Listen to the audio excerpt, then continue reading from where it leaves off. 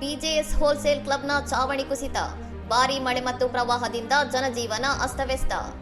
ನ್ಯೂಜೆರ್ಸಿಯ ocean ಟೌನ್ಶಿಪ್ನಲ್ಲಿರುವ BJS wholesale ಕ್ಲಬ್ನ ಚಾವಣಿಯ ಸುಮಾರು 20% ಭಾಗ ಸೋಮವಾರ ಮುಂಜಾನೆ ಕುಸಿದಿದ್ದು, ಅವಶೇಷಗಳಡಿ ಜನರು ಸಿಲುಕಿರಬಹುದೆಂದು ಆತಂಕ ಉಂಟಾಗಿತ್ತು. ಘಟನೆ ನಡೆದಾಗ ಕಟ್ಟಡದೊಳಗೆ 27 ಜನರು ಇದ್ದರು. ಅದೃಷ್ಟವಶಾತ್ ಯಾವುದೇ ಗಾಯಗಳು ಅಥವಾ ಸಾವು ನೋವುಗಳು ಸಂಭವಿಸಿಲ್ಲ ಎಂದು ಮಾನ್ಮಥ್ ಕೌಂಟಿ ಶೆರಿಫ್ ಶಾನ್ ಗೋಲ್ಡನ್ ಖಚಿತಪಡಿಸಿದ್ದಾರೆ.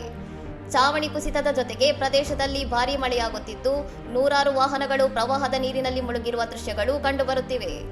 ರಾಷ್ಟ್ರೀಯ ಹವಾಮಾನ ಸೇವೆಯು ಮಾನ್ಮಥ್ ಕೌಂಟಿಯಲ್ಲಿ ಹಠಾತ್ ಪ್ರವಾಹದ ಎಚ್ಚರಿಕೆಯನ್ನು ನೀಡಿದ್ದು, ರಸ್ತೆಗಳಲ್ಲಿ ಸಂಚರಿಸುವುದು ಅತ್ಯಂತ ಅಪಾಯಕಾರಿ ಎಂದು ಎಚ್ಚರಿಸಿದೆ.